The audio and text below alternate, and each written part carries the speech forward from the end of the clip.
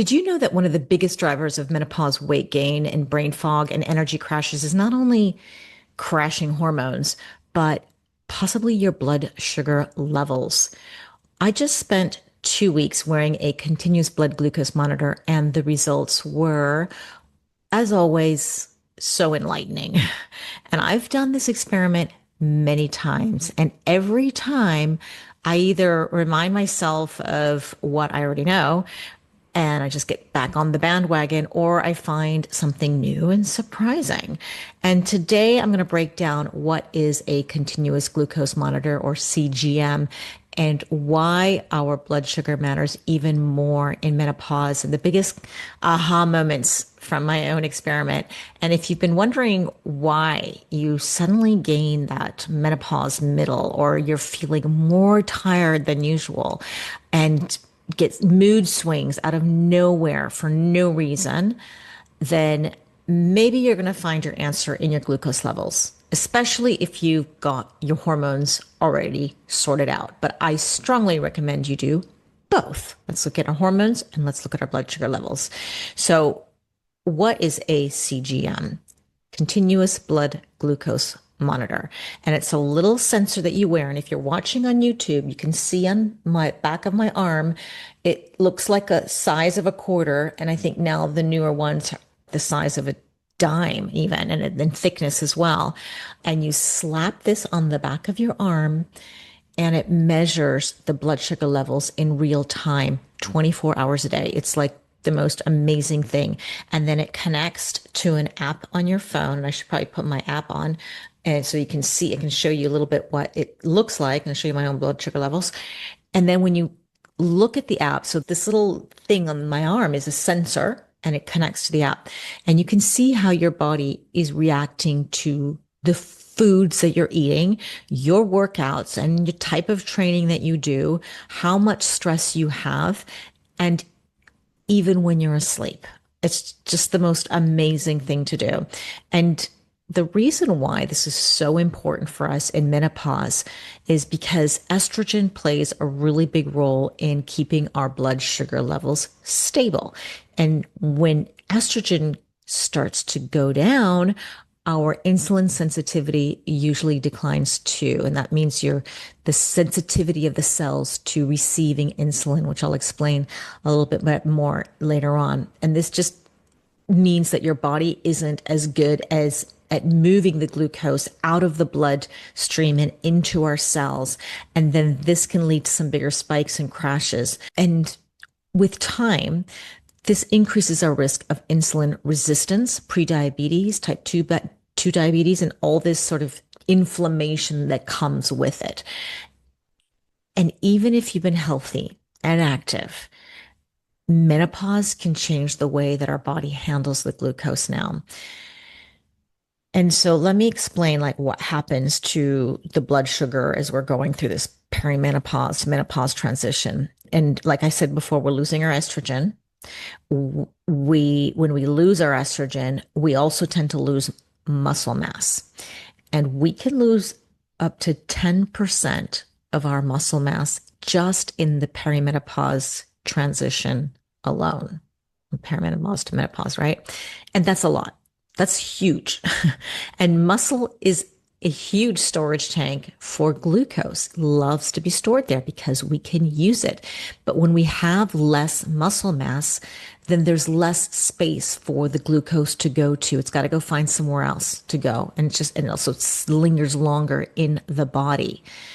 So when I talk about building muscle, it's not about aesthetics. I mean, that's a great byproduct. It's lovely, right? But it's so much more than that. And when the fasting blood sugar creeps up, the foods that never used to be a problem before can now be a problem. It's increasing these spikes. There's more crashes. And the really frustrating thing is that if you go to the doctor and you get your blood work done, your labs can come back as totally normal, and you're still feeling tired and moody, and your waistline just gets bigger and bigger. It's very frustrating. So again, check your hormones, get those all sorted out, and I would still at the same time look at your blood sugar levels. And I love these continuous glucose monitors, these CGMs. They're just so cool because they let you see what's happening before it becomes a bigger problem. And it's even more fun when you do it with a partner or somebody who's living with you because you can be eating exactly the same things and you have a different response. So let me go back to the blood sugar 101 so that all of this makes sense and you can understand what's happening in the body. So when we eat food, any food, good food, bad food, whatever, let's just say a banana or even something that doesn't even taste sweet, like a piece of bread or a potato. Our body breaks this food down into glucose molecules. And that glucose enters our bloodstream, and then the little sensor detects that the blood sugar levels rise. And what's super interesting is that the amount of sugar that can healthily stay in the bloodstream at any one time is 5 grams. And that's about 1 teaspoon of sugar. Just 1 teaspoon. And the average American eats between 71 and 126 grams of sugar per day. So you can imagine how hard the body's working to get this sugar converted and put to use. And then if most of us are sedentary, where's it going to go? So let me tell you, the pancreas is an organ in our body and it gets the signal that there's more blood sugar in the bloodstream, and then it gets the signal to go and release the hormone insulin. Insulin is a hormone. Think of insulin like the key that unlocks your cells, and its job is to grab the glucose from the blood and bring it to your liver, your muscle cells, or your fat cells for storage so that you can use it later on for energy and to do things. But when you exercise, then the story changes a little bit because when your muscles start to move, they become glucose magnets so that they can take in glucose without needing as much insulin. And that's one reason why exercise is so powerful for blood sugar control. And then there's stress. Okay, so we talked about food, we talked about muscle, and now we're going to talk about stress. And stress is like eating sugar without actually eating it. It's like the worst deal in the world. So when you're stressed out, imagine your boss is screaming you at work, or you had a fight with your partner, or something's gone wrong. Your mother is sick. Your body is going to release cortisol. And cortisol tells your liver to just let go of that stored glucose into your bloodstream. Just let it go. We need it. And this is really helpful when you're trying to run away from the saber-toothed tiger. So everybody uses that saber-toothed tiger thing. Or if somebody's trying to attack you and you need to run, it's really cool. It's really great that this whole system works there. But if we're just sitting at our desk all day, or if we're just not moving very much, then all that extra glucose has to go somewhere. It doesn't know where to go. So our blood sugar rises, insulin comes in and tries to clean it up. And if that happens, then we become more insulin resistant over time because a lot of that glucose also goes to fat cells. It's good that we have them there because we got to pull it out when we need. But if you're not moving and you're stressed out all the time, then again, you just have these fat cells get bigger and bigger. Now, you may be going, what in the world is insulin resistance? Insulin resistance is when your body becomes more resistant to insulin, or the cells become more resistant to the insulin. It's like it just kind of breaks down, doesn't work anymore. So imagine having a friend that comes to your door and rings the doorbell to deliver a package, hence like insulin. At first, you hear the doorbell ring. You go and you open the door. But if your friend keeps ringing the bell over and over and over again, you're eventually going to start tuning it out. You're just not going to hear that bell anymore. You'll probably get really frustrated. And that's kind of what happens to the cells. At first, they respond to the knock on the door and they let the glucose in. Great. But if the blood sugar is high for too long, too much, and insulin is knocking constantly at the door, then the cells just stop listening to it. So your body makes even more insulin to get the same job done. And that's when all the problems start. So I hope this makes sense, right? So keeping our blood sugar steady as much as possible. And of course, we're going to have higher levels and lower levels. It's normal to go up and down, but we just don't want these massive spikes and then crashes and then having that happen multiple times a day. And it's not just about preventing diabetes, it's about having consistent energy. It's about reducing inflammation, supporting your hormones, keeping them balanced, keeping your brain sharp, and then avoiding that 3 o'clock in the afternoon crash when you feel like you need a coffee, you need to wake up, and then those sugar cravings as well. There's just so much. And then the inflammation piece is like so huge. So especially if you're trying to combat inflammation, taking a turmeric tablet is going to be like a drop in the bucket compared to really taking the time to get your blood sugar levels regulated. It's just one of the most powerful ways to protect our heart and just maintain a healthy body weight throughout midlife. Really, really important. So, what are the benefits of wearing? What else? Why else would you want to be doing this? You can use a normal blood sugar monitor, which is a device, this is like some kind of handheld device, and you prick your fingers. This is what diabetics have been doing for millennia. Prick your fingers and then put them in a little lancet, and then the lancet reads where's your blood sugar. But you have to prick your fingers multiple times a day, and then your fingers get really sore. Believe me, I've tried doing this. It's not fun. The CGM gives you continuous feedback, and in real time, honestly, I can see right away my blood sugar rising after I eat something.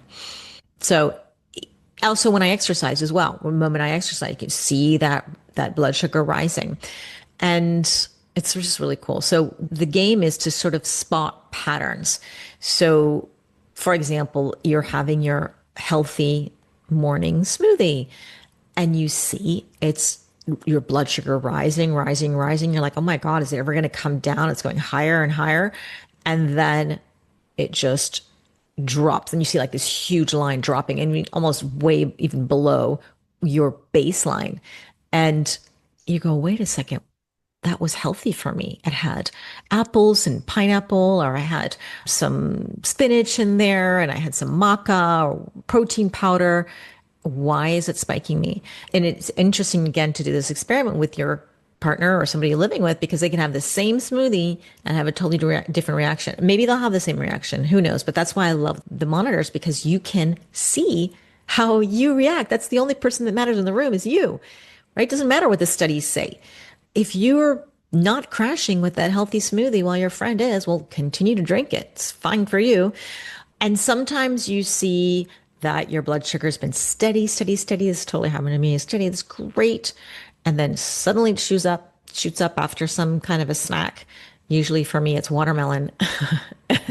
and then it crashes again. But the cool thing is when you wear the monitor, it really motivates you. You see things, and at least when you're doing these experiments, you're having awareness of all of these things. When I do these CGM challenges as a group with my community, and in the Biohacking Menopause membership group, we're just ending one right now.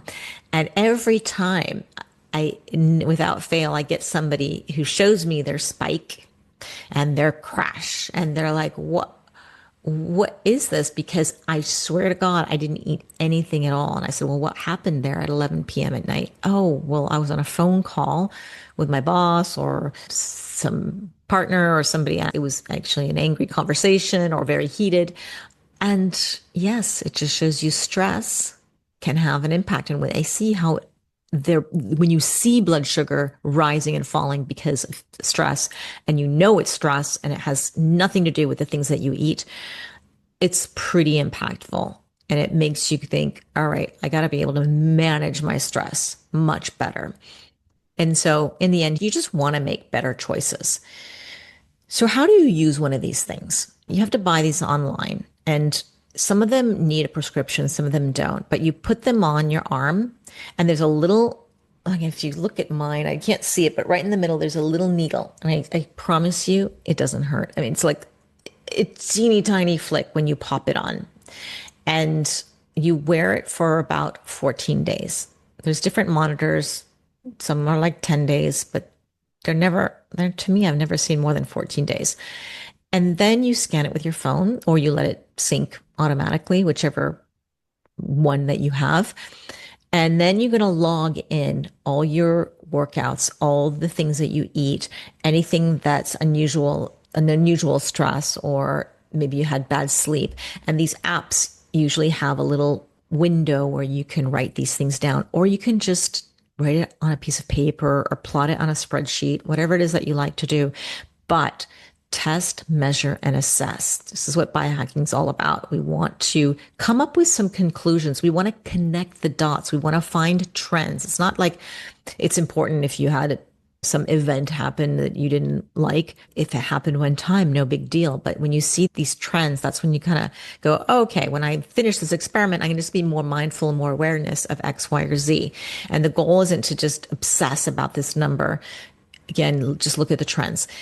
How does your blood sugar spike or go rise and fall after a meal? How fast does it come down? How much time are you in this sort of healthy range?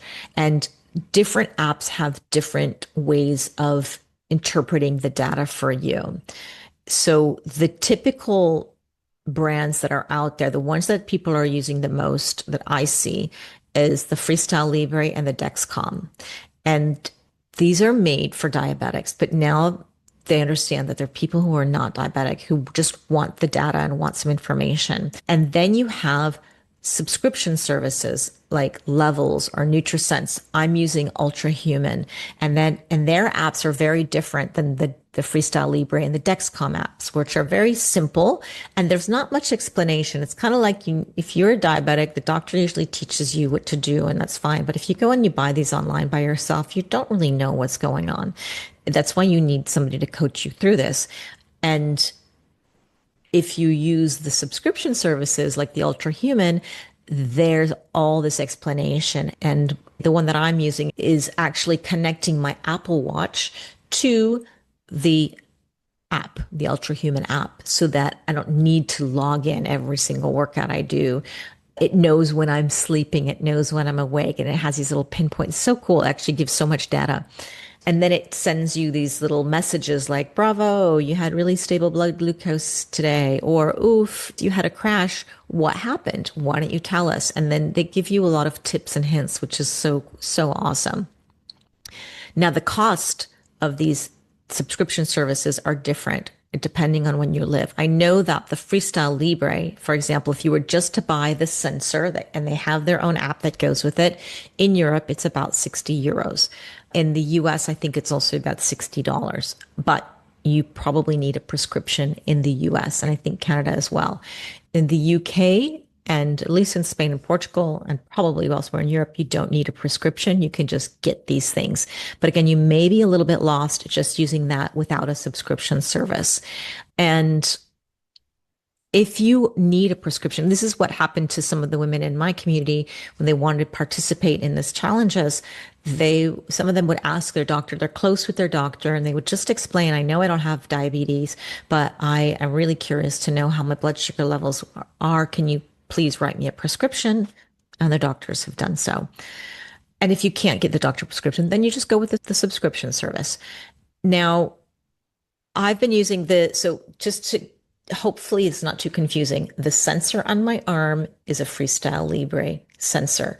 And the app that I'm using is called the Ultra Human app. Actually, I'm going to show you if you're on YouTube. This is actually really great. I just ate watermelon and you can see I have a spike. And I ate it right after my lunch. So I was hoping it wouldn't go so high. And maybe it would have gone a lot higher if I didn't eat it right after. Actually, I know it goes a lot higher when I don't eat after food. I've done that experiment. So anyways, you have the sensor and you have the subscription service, which are two totally different things. You can buy just the sensor, the Freestyle Libre, and just use their app.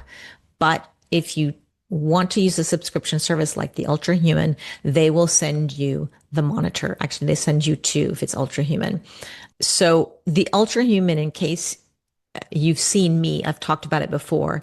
There's also the Ultra Human ring. It looks like an Aura ring, if you've heard of the Aura. It's a little computer and it measures a lot of other things, which is I get even more data because I'm using the Ultra Human app, I'm using the Ultra Human ring, and I'm using the Freestyle Libre sensor, and it's all connected. But you don't need the ring to use the CGM with the Ultra Human. They have two, oh, they have three programs, Ultra Human, I know. I'm not so much sure. There's also a brand called Stello, a subscription service called Stello, and they work with the Aura. So if you have an Aura ring, then you can connect the Aura with the Stello. But I've seen some people in my community with the Stello. They're not so happy with it. They've had some complications. There was one that they got a faulty sensor and they didn't replace it, which I think was wrong. And then as I'm looking at the graphs, it's very undetailed. Like maybe it's a good thing if you don't want to have too much, if it's overwhelming all the data, it may be a better thing. But the Ultra Human seems like super sensitive. Like you can see every single teeny tiny up and down. Not that it really matters, but it's interesting. So there's three programs that the Ultra Human has. There's a 4-week program. They're going to send you two sensors, and that's means you go 2 weeks with one sensor on your arm, and then it just stops working. You take it off, and then you can do it the second sensor anytime. You don't have to do it right away. But they do give you two sensors, and that's $299. And that comes with a subscription and all that stuff. So it's more expensive if you were just to buy, let's say, the sensor on its own, but it's a whole support system that goes with it.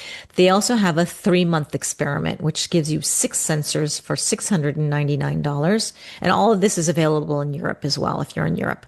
And then there's a 1 year. I don't know how many, I don't remember how many sensors they sent you, but I guess you do the calculation.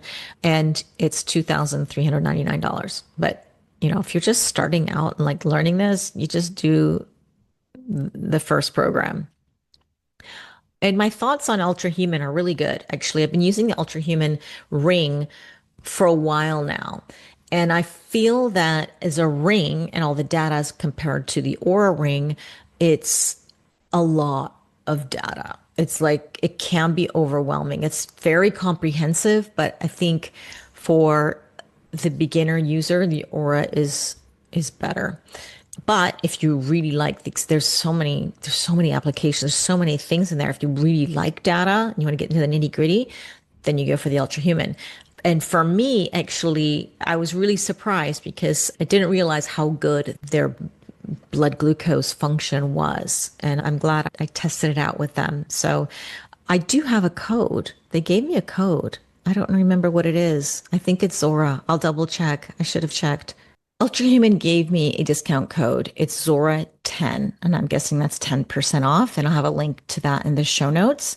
And they didn't pay me to say this or anything like that. I've just been very curious on how this works. And in full transparency, they gave me the sensor, which was awesome, and access obviously to the app. And I wouldn't be recording this and sharing this or even saying anything about it if it weren't good. So I was really pleasantly surprised. So that was really good. Now, moving on, let's talk about my own experiment. What did I learn in these last 2 weeks? I already knew a lot. I know that I respond. Actually, no, there is something new. I usually respond to rice much more than I did this time. And I don't know if it's because I normally, when I test rice, I'm in a restaurant, usually in a Japanese restaurant, and usually they add sugar to their rice. But this time I made rice at home and my blood sugar didn't rise more than the normal levels. So that was really a nice surprise.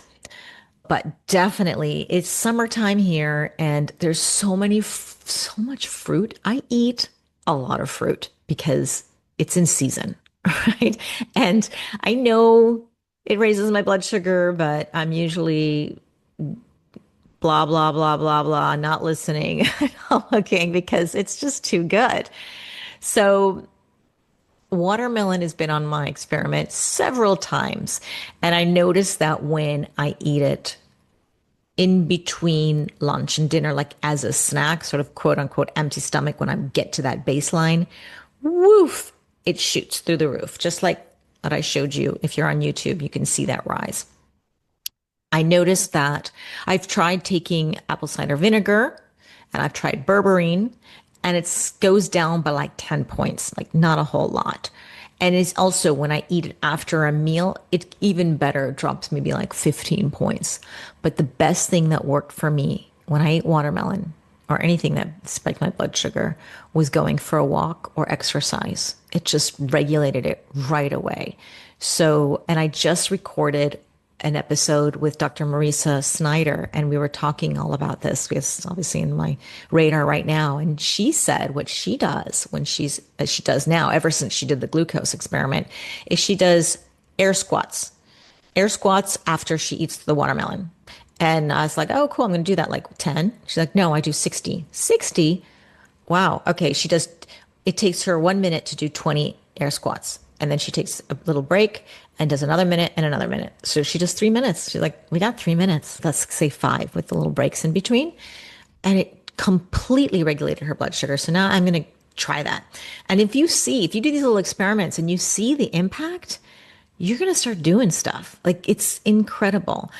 The other thing I noticed was I tested bread. I'd never eat bread that much, but I went out for an avocado toast and I had eggs on it and I had salmon, avocado, eggs, and salmon. So a lot of good fats and proteins, and it didn't go out of the range, which was awesome.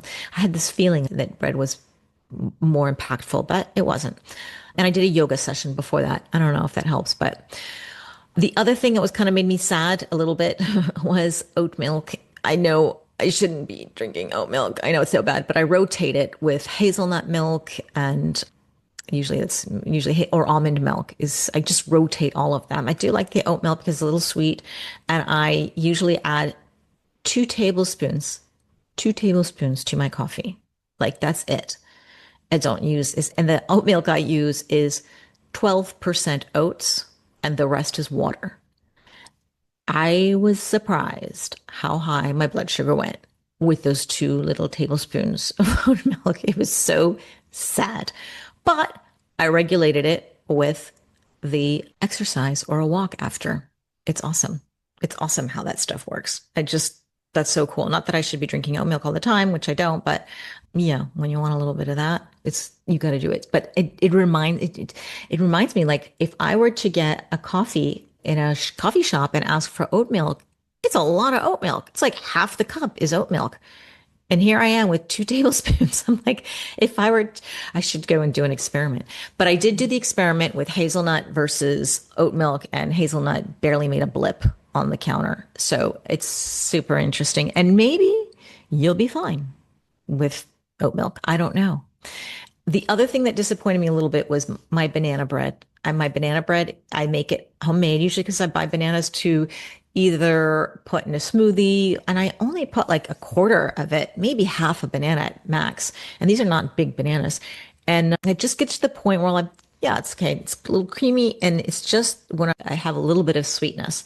And there's nothing in the banana. I mean, there's almond flour, psyllium husk, tapioca flour, and I think this last one of this experiment, I was using buckwheat, and maybe it was the buckwheat, but I'm guessing it was the bananas because I used 2 whole bananas and eggs as well for the banana bread, and blueberries and walnuts. And yeah, just like 2 tiny, like very thin slices, and it just ruined the whole beautiful, stable blood sugar. So, but again, walking or exercising after it maintained it within the range, which was awesome. And the other realization that I had was as I'm trying to experiment with things, what I do is I get the blood sugars up and then I wait for it to kind of go close to baseline. And then I'm like, okay, now I want to test whatever, grapes or oats or something like that. And then, so you actually have all these spikes throughout the day because I'm here wanting to experiment. But because it takes a while, it takes like 2 hours to get the spike down, I can't do that many experiments. And what I realized is that before this experiment, I snack. I just like to eat. So even though I eat pretty robust meals. All my meals are pretty big. I always like I'm cooking something, and I pop something in my mouth, and I'm running around, and then I decide I'm going to make banana bread, and then I eat a piece of banana, whatever. It's just like it's no good. It's no good. And I also use an app called Signs Beat to measure inflammation. And for these 2 weeks, I've been in the green. I've been really good. And I'm wondering if it's the inflammation from all of the snacking that I do. So, so in the end, I realized I got to reel that in a little bit. We don't realize all the little things that we're popping in our mouth all the time and how much it can raise the blood sugar. So, or at least keep it high all the time without giving it a chance to come down. And that's not really good either. The other thing I did, I just measured myself today. I've got only 2 days left. So after 12 days, I get on the scale and I measure my body weight, my muscle mass, and my fat mass. My body weight went down 1.5 kilos. So that's like 2, maybe 3 pounds. I'm like, oh my God, what happened? Is it the snacking? Like, I don't know. But then I measured my muscle mass and my fat mass, and it was the same in terms of percentage. So I must have lost a little bit of muscle, a little bit of fat. I don't know what it is, but it was really interesting that for somebody, I don't need to lose weight, but if somebody does need to lose weight, like this may be the key. Get your blood glucose monitor. Try it. Try it. So this is just one of the experiments that we're doing in the Biohacking Menopause membership group. This is a private women's only group where we talk about menopause, we share our stories, we compare sleep trackers and blood flow restriction bands and supplements, and now CGMs.